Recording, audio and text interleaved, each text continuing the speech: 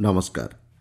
आकाशवाणी कटक आंचलिक संवाद पढ़ुछंती मलय रंजन मिश्र।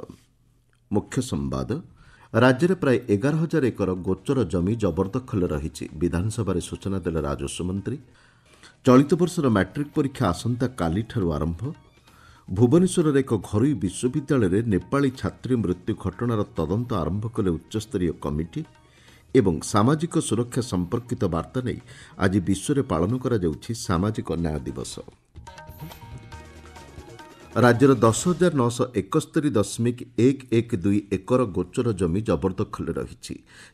अनुगुल सर्वाधिक 2,914.424 एकर गोचर जमी रही राजस्व मंत्री सुरेश पुजारी कहते।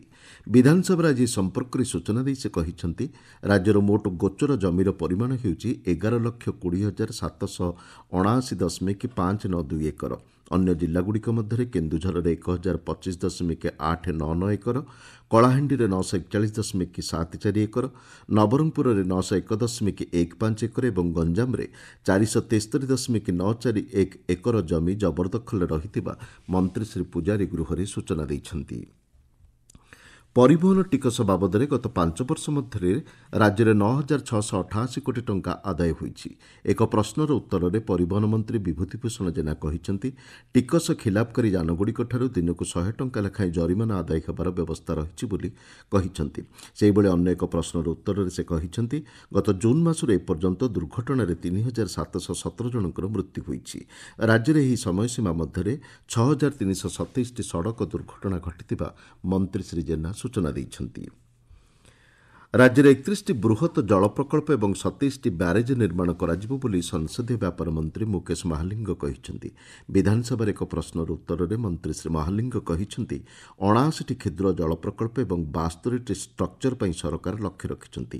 ଏନେଇ ଆଗାମୀ ଦିନରେ ମୋଟ 51,000 କୋଟି ଟଙ୍କା ଖର୍ଚ୍ଚ ହେବ। ଜଳସମ୍ପଦ ବିଭାଗ ପକ୍ଷରୁ ଏଥିପାଇଁ କାର୍ଯ୍ୟଖସଡ଼ା ପ୍ରସ୍ତୁତ କରାଯାଇଛି। ଟେଣ୍ଡର ସମ୍ବନ୍ଧୀୟ ବିଭିନ୍ନ ପ୍ରସଙ୍ଗ ଉପରେ ବିଭାଗୀୟ ଅଧିକାରୀଙ୍କ ସହ ଆଲୋଚନା କରାଯିବା ନେଇ ମନ୍ତ୍ରୀ ଶ୍ରୀ ମହାଲିଙ୍ଗ ଗୃହରେ ସୂଚନା ଦେଇଛନ୍ତି। ରାଜ୍ୟର 2ଟି ଜିଲ୍ଲାରେ ସୁନା ଖଣି ସନ୍ଧାନ ମିଳିଥିବା ଖଣିମନ୍ତ୍ରୀ ବିଭୂତିଭୂଷଣ ଜେନା ସୂଚନା ଦେଇଛନ୍ତି। ବିଧାନସଭାରେ ଆଜି ଏକ ପ୍ରଶ୍ନର ଲିଖିତ ଉତ୍ତରରେ ମନ୍ତ୍ରୀ ଶ୍ରୀ ଜେନା କହିଛନ୍ତି ଦେବଗଡ଼ ଜିଲ୍ଲାର ଆଡ଼ାସ ରମାପଲ୍ଲୀ ଏବଂ କେନ୍ଦୁଝର ଜିଲ୍ଲାର ଗୋପୁର ଗଜିପୁର ଅଞ୍ଚଳରେ ଏହି ସୁନା ଖଣି ସନ୍ଧାନ ମିଳିଛି। ଦେବଗଡ଼ ଜିଲ୍ଲାର ଆଡ଼ାସ ରମାପଲ୍ଲୀ ଅଞ୍ଚଳରେ ଭାରତର ଭୂବିଜ୍ଞାନ ସଂସ୍ଥା ଦ୍ୱାରା G2 ସ୍ତରର ଅନୁସନ୍ଧାନ କାର୍ଯ୍ୟ ଶେଷ ହୋଇଛି।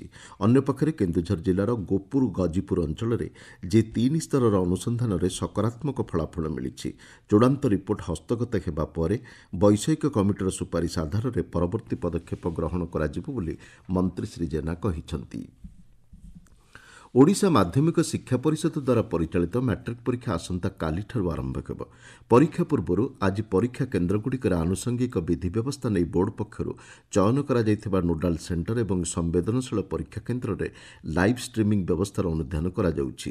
ବୋର୍ଡ କର୍ତ୍ତୃପକ୍ଷ ଏବଂ ଦାୟିତ୍ୱରେ ଥିବା ଅନ୍ୟ ଅଧିକାରୀମାନେ 600 କେନ୍ଦ୍ରରେ ଲାଇଭ୍ ଭିଡ଼ିଓ ବ୍ୟବସ୍ଥାର ଅନୁଧ୍ୟାନ କରିବେ। 3,133ଟି ପରୀକ୍ଷା କେନ୍ଦ୍ରରେ ସିସିଟିଭି ବ୍ୟବସ୍ଥା କରାଯାଇଛି। 286ଟି ସମ୍ବେଦନଶୀଳ ପରୀକ୍ଷା କେନ୍ଦ୍ର ଏବଂ 314ଟି ନୋଡାଲ୍ ସେଣ୍ଟର ଭିଡ଼ିଓ ବୋର୍ଡ କାର୍ଯ୍ୟାଳୟ ମାଧ୍ୟମରେ ଲାଇଭ୍ ଷ୍ଟ୍ରିମିଂ ଦ୍ୱାରା ସମୀକ୍ଷା କରାଯିବ। ମାଟ୍ରିକ୍ ପରୀକ୍ଷା ସହ ରାଜ୍ୟ ମୁକ୍ତ ବିଦ୍ୟାଳୟ ଏବଂ ସଂସ୍କୃତ ମଧ୍ୟମା ପରୀକ୍ଷା ଆସନ୍ତା କାଲିଠାରୁ ଆରମ୍ଭ ହୋଇ ମାର୍ଚ୍ଚ 6 ତାରିଖ ପର୍ଯ୍ୟନ୍ତ ଚାଲିବ।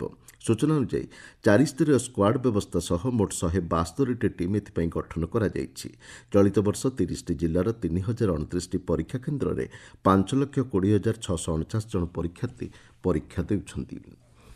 ରାଜ୍ୟରେ ବିପର୍ଯ୍ୟୟର ପରିଚାଳନା ପାଇଁ ଆଉ 500ଟି ବାତ୍ୟା ଆଶ୍ରୟସ୍ଥଳୀର ନିର୍ମାଣ କରାଯିବ ବୋଲି ରାଜସ୍ୱ ଓ ବିପର୍ଯ୍ୟୟ ପରିଚାଳନା ମନ୍ତ୍ରୀ ସୁରେଶ ପୂଜାରୀ କହିଛନ୍ତି।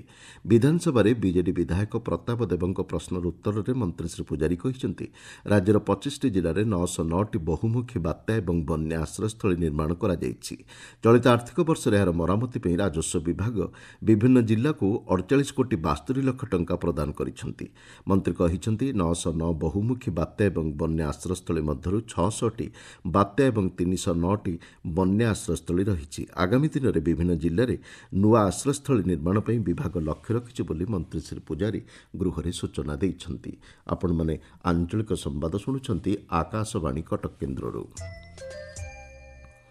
ଭୁବନେଶ୍ୱରର ଏକ ଘରୋଇ ବିଶ୍ୱବିଦ୍ୟାଳୟରେ ଜଣେ ନେପାଳୀ ଛାତ୍ରୀଙ୍କ ମୃତ୍ୟୁ ଏବଂ ଏହା ପରବର୍ତ୍ତୀ ଘଟଣାକୁ ଦୃଷ୍ଟିରେ ରଖି ରାଜ୍ୟ ଉଚ୍ଚଶିକ୍ଷା ମନ୍ତ୍ରୀ ସୂର୍ଯ୍ୟବଂଶୀ ସୁରଜ ସ୍ଥିତି ଅନୁଧ୍ୟାନ କରିଛନ୍ତି।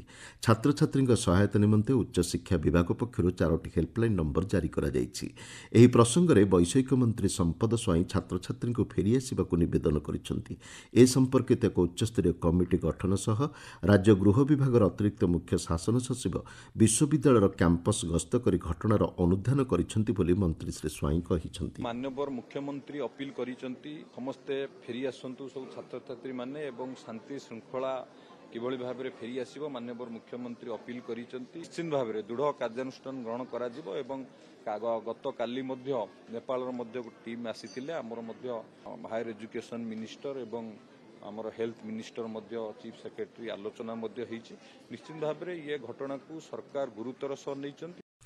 ସରକାର ଘଟଣାକୁ ଗୁରୁତର ସହ ନେଇଥିବା ବେଳେ ତଦନ୍ତ ପରେ ଦୋଷୀଙ୍କ ପ୍ରତି କଠୋର କାର୍ଯ୍ୟାନୁଷ୍ଠାନ ଗ୍ରହଣ କରାଯିବ ବୋଲି ମନ୍ତ୍ରୀ ଶ୍ରୀ ସ୍ୱାଇଁ କହିଛନ୍ତି। ଦିଲ୍ଲୀର ଚତୁର୍ଥ ମହିଳା ମୁଖ୍ୟମନ୍ତ୍ରୀ ଭାବେ ଆଜି ରେଖା ଗୁପ୍ତା ଶପଥ ଗ୍ରହଣ କରିଛନ୍ତି। ରାମଲୀଳା ମଇଦାନରେ ଉପରାଜ୍ୟପାଳ ଭିକେ ସାକ୍ସେନା ଦିଲ୍ଲୀ ମୁଖ୍ୟମନ୍ତ୍ରୀ ରେଖା ଗୁପ୍ତା ଏବଂ ଉପମୁଖ୍ୟମନ୍ତ୍ରୀ ଭାବେ ପରବେଶ ବର୍ମାଙ୍କୁ ପଦ ଓ ଗୋପନୀୟତାର ଶପଥପାଠ କରାଇଛନ୍ତି। ଏହାସହ ଅନ୍ୟ 6 ଜଣ ମନ୍ତ୍ରୀ ପ୍ରବେଶ ବର୍ମା, ଆଶିଷ ସୁଦ, ସର୍ଦ୍ଦାର ମନଜିନ୍ଦର ସିଂ ସରସା, ରବୀନ୍ଦ୍ର ସିଂ, କପିଳ ମିଶ୍ରା ଏବଂ ପଙ୍କଜ କୁମାର ସିଂ ମଧ୍ୟ ଶପଥ ଗ୍ରହଣ କରିଛନ୍ତି। ଶପଥ ଗ୍ରହଣ ସମାରୋହରେ ପ୍ରଧାନମନ୍ତ୍ରୀ ନରେନ୍ଦ୍ର ମୋଦି, ସ୍ୱରାଷ୍ଟ୍ରମନ୍ତ୍ରୀ ଅମିତ ଶାହା, ପ୍ରତିରକ୍ଷା ମନ୍ତ୍ରୀ ରାଜନାଥ ସିଂ, ମୁଖ୍ୟମନ୍ତ୍ରୀ ମୋହନ ଚରଣ ମାଝୀ, ଉପମୁଖ୍ୟମନ୍ତ୍ରୀ ପ୍ରଭାତୀ ପରିଡ଼ା, ଏନ୍ଡିଏ ଶାସିତ ବିଭିନ୍ନ ରାଜ୍ୟର ମୁଖ୍ୟମନ୍ତ୍ରୀ ଏବଂ ଉପମୁଖ୍ୟମନ୍ତ୍ରୀ ଉପସ୍ଥିତ ରହିଥିଲେ। ସୁଷମା ସ୍ୱରାଜ, ଶୀଲା ଦୀକ୍ଷିତ ଏବଂ ଆତିଶୀଙ୍କ ପରେ ଶ୍ରୀମତୀ ଗୁପ୍ତା ଦିଲ୍ଲୀର ଚତୁର୍ଥ ମହିଳା ମୁଖ୍ୟମନ୍ତ୍ରୀ ଏବଂ ବିଜେପି ପକ୍ଷରୁ ଦ୍ୱିତୀୟ ମହିଳା ମୁଖ୍ୟମନ୍ତ୍ରୀ ହୋଇଛନ୍ତି। ଚଳିତ ବର୍ଷ ସାନ୍ତାଳୀ ଭାଷା ତାର ଶତବାର୍ଷିକୀ ପୂରଣ କରିବାକୁ ଯାଉଛି। ରାଜ୍ୟସ୍ତରରେ ଏହାର ଶତବାର୍ଷିକୀ ପାଳନ ପାଇଁ ବିଜେପି ବିଧାୟକ ଭାଦବ ହାଁସଦା କହିଛନ୍ତି। ବିଧାନସଭାରେ ଶୂନ୍ୟକାଳରେ ଆଜି ଏ ପ୍ରସଙ୍ଗ ଉଠାଇ ଶ୍ରୀ ହାଁସଦା କହିଛନ୍ତି, ପଣ୍ଡିତ ରଘୁନାଥ ମୁର୍ମୁ 1925 ମସିହାରେ ସାନ୍ତାଳୀ ଭାଷାର ଆରମ୍ଭ କରିଥିଲେ। 2003 ମସିହାରେ ପୂର୍ବ ପ୍ରଧାନମନ୍ତ୍ରୀ ଅଟଳ ବିହାରୀ ବାଜପେୟୀ ଏହି ଭାଷାକୁ ସମ୍ବିଧାନର 8ମ ଅନୁଚ୍ଛେଦରେ ସାମିଲ କରିଥିଲେ। ତେଣୁ ଏହି ଭାଷାର ରାଜ୍ୟସ୍ତରୀୟ ଶତବାର୍ଷିକୀ ପାଳନ ସହ ପ୍ରାଥମିକ ସ୍ତରରୁ ବିଶ୍ୱବିଦ୍ୟାଳୟ ଯାଏଁ ସାନ୍ତାଳୀ ଭାଷାରେ ପାଠପଢ଼ା ଆରମ୍ଭ ପାଇଁ ବିଧାୟକ ଶ୍ରୀ ହାଁସଦା ଦାବି କରିଛନ୍ତି। ଉତ୍ତର ଓଡ଼ିଶା ବିକାଶ ପରିଷଦ ଗଠନ ପାଇଁ ଗଠିତ ଟାସ୍କ ଫୋର୍ସର ଚତୁର୍ଥ ବୈଠକ ଅନୁଷ୍ଠିତ ହୋଇଛି। ବୈଠକରେ ବିକାଶ ପରିଷଦ ଗଠନ ନେଇ ପ୍ରସ୍ତୁତ ରିପୋର୍ଟ ଉପରେ ବିସ୍ତୃତ ଆଲୋଚନା ହୋଇଛି। ରିପୋର୍ଟ ଉପରେ ସଦସ୍ୟଙ୍କ ମତାମତ ମିଳିବା ପରେ ପୂର୍ଣ୍ଣାଙ୍ଗ ଭାବେ ପ୍ରସ୍ତୁତ ରିପୋର୍ଟକୁ ଆସନ୍ତା ମାସ 10 ତାରିଖ ସୁଦ୍ଧା କ୍ୟାବିନେଟ୍ରେ ଉପସ୍ଥାପନ କରାଯିବାକୁ ବୈଠକରେ ନିଷ୍ପତ୍ତି ଗ୍ରହଣ କରାଯାଇଛି। ଭଦ୍ରକ ଜିଲ୍ଲାର ବିଭିନ୍ନ ବିଦ୍ୟାଳୟରେ ନିପୁଣ ଓଡ଼ିଶା ମେଳା ଅନୁଷ୍ଠିତ ହୋଇଛି। ଚାନ୍ଦବାଲି, ତିହିଡ଼ି, ବନ୍ତ, ଭଦ୍ରକ, ଭଣ୍ଡାରୀପୋଖରୀ, ବାସୁଦେବପୁର, ଧାମନଗର ଆଦି 7ଟି ବ୍ଲକର ବିଭିନ୍ନ ସାଧନ କେନ୍ଦ୍ର ଏବଂ ଶିକ୍ଷାନୁଷ୍ଠାନରେ ଏହି ମେଳା ଅନୁଷ୍ଠିତ ହୋଇଛି। ମୌଳିକ ସାକ୍ଷରତା, ଅଭିନବ ଶିକ୍ଷାଦାନ, ଦକ୍ଷତା ବିକାଶ ଆଦି ବିଭିନ୍ନ କ୍ଷେତ୍ର ଉପରେ ଛାତ୍ରଛାତ୍ରୀଙ୍କୁ ସୂଚନା ପ୍ରଦାନ କରାଯାଇଥିଲା।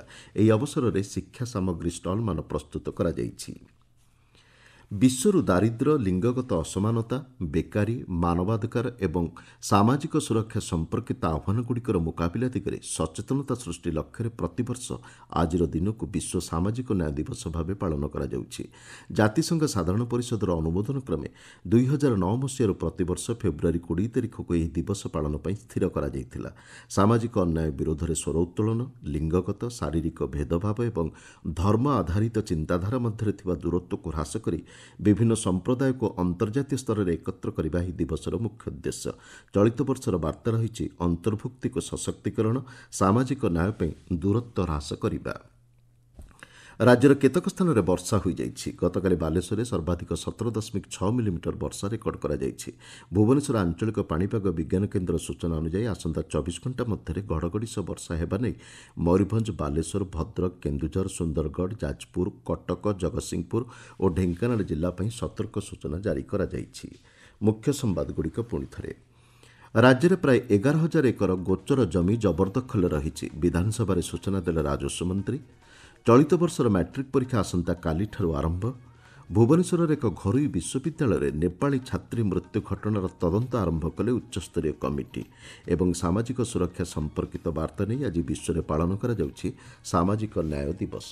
ଆଞ୍ଚଳିକ ସମ୍ବାଦ ବର୍ତ୍ତମାନ ପାଇଁ ଏତିକିରେ ଶେଷ ହେଲା। ଆମର ପରବର୍ତ୍ତୀ ଆଞ୍ଚଳିକ ସମ୍ବାଦ ଶୁଣିପାରିବେ ସନ୍ଧ୍ୟା 6:45